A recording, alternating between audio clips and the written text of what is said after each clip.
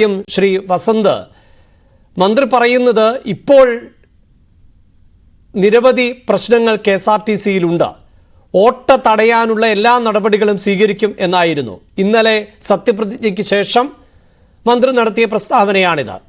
ഞങ്ങളുടെ output editor Manjush Gopal ഇന്ന് മുൻ മന്ത്രി ആന്റണി രാജുവുമായി നടത്തിയ അഭിമുഖത്തിൽ അദ്ദേഹം പറയുന്നത്, നിലവിൽ മോശമാണ് കാര്യങ്ങൾ എന്ന് പറഞ്ഞാലാണല്ലോ താൻ എത്തിയാണ് ഇതെല്ലാം നന്നാക്കിയത് എന്ന് അവകാശപ്പെടാൻ സാധിക്കൂ എന്നതാണ്.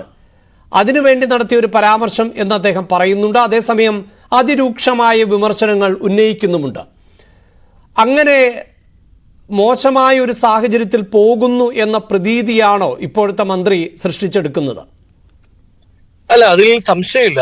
രണ്ട് കാര്യങ്ങളാണ് ഉള്ളത്. ഒന്ന്, മോശമായ രീതിയിലാണ് പോകുന്നത് എന്ന ഗണേഷ് കുമാറിന്റെ വാദം അത് സത്യമാണ്. കാര്യം നമുക്കറിയാമല്ലോ, ഇപ്പോ മുഖ്യമന്ത്രിയുടെ യാത്രയുമായി ബന്ധപ്പെട്ട് പുതിയൊരു വാഹനം വരുന്നു, ആ വാഹനത്തിന് 1.5 കോടി രൂപ ആ ബസ്സിന് മാറ്റിവെക്കുന്നു എന്നതൊക്കെയാണ് നമ്മൾ ചർച്ച ചെയ്തത്. പക്ഷേ ആ വാഹനം ഓടിച്ച KSRTC ഡ്രൈവറിന് കഴിഞ്ഞ മാസത്തെ ശമ്പളം പൂർണ്ണമായി കിട്ടിയിട്ടില്ല. ഡിസംബർ മാസത്തിൽ, അതായത് ക്രിസ്മസും ന്യൂ ഇയറും അടക്കം ഒരു സാധാരണക്കാരൻ അവന്റെ ജീവിതത്തിൽ ഒരുപാട് സെലിബ്രേഷൻസ് ഉള്ള, കുടുംബത്തോടൊപ്പം ചെലവഴിക്കേണ്ട പണത്തിന് അത്രമാത്രം അത്യാവശ്യമുള്ള മാസത്തിൽ പാതി ശമ്പളമാണ് മുഖ്യമന്ത്രിയുടെ വണ്ടി ഓടിച്ച KSRTC ഡ്രൈവറിന് പോലും കിട്ടിയത്. അപ്പൊ സ്വാഭാവികമായും ഗണേഷ് കുമാറിന്റെ വാദം ശരിയാണ്. കാര്യം, അമ്പേ പരാജയമായ ഒരു മന്ത്രിയായിരുന്നു ആന്റണി രാജു എന്നതിൽ യാതൊരു സംശയവും വേണ്ട. അദ്ദേഹത്തിന്റെ വരവിന് ശേഷമാണ് ഈ പറയുന്ന KSRTC വകുപ്പിൽ ഇത്രമാത്രം ശമ്പള കുടിശ്ശിക ഉണ്ടായത്, മറ്റ് പ്രശ്നങ്ങൾ ഉണ്ടായത്. പക്ഷേ വ്യക്തിപരമായി ഞാൻ ശ്രീ ആന്റണി രാജുവിനെ മാത്രം അതിന്റെ മുൾമുനയിലേക്ക് നിർത്താൻ താല്പര്യപ്പെടുന്നില്ല.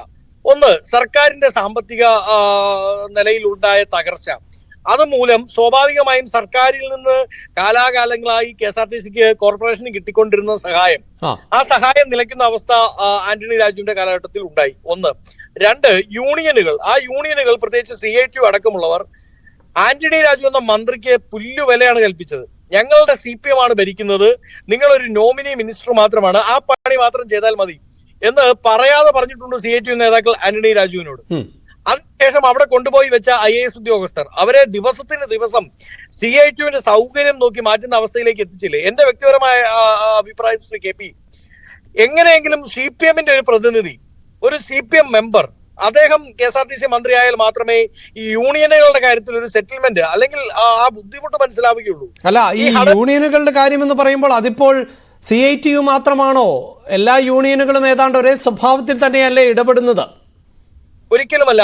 CITU ആണല്ലോ MD മാറ്റണമെന്ന് പറഞ്ഞ് എപ്പോഴും ഈ സർക്കാർ, രണ്ടാമത്തെ സർക്കാരിലും ഒന്നാമത്തെ സർക്കാരിലും ഒരു MD വെച്ചാൽ ആ MDക്ക് പ്രവർത്തിക്കാനുള്ള അവസരം പോലും കൊടുക്കാതെ തിരുവനന്തപുരത്തേക്ക് വണ്ടി കയറി അവിടെ പോയി മന്ത്രിമാരെ സ്വാധീനിച്ച്, കക്ഷി നേതാക്കളെ സ്വാധീനിച്ച് നിമിഷത്തിന് നിമിഷം MDമാരെ മാറ്റുന്നില്ലേ?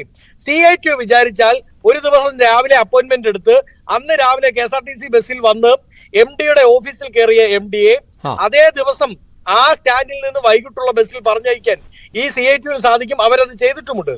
MDമാരെ പ്രവർത്തിക്കാൻ അനുവദിക്കാത്ത നിലപാടുമായി മുമ്പോട്ട് പോയ CITU ആ.